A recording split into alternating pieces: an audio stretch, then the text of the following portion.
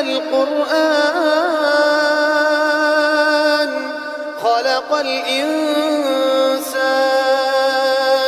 علمه البيان الشمس والقمر بحسبان والنجم والشجر يسجدان والسماء رفعها ووضع الميزان ألا تطغوا في الميزان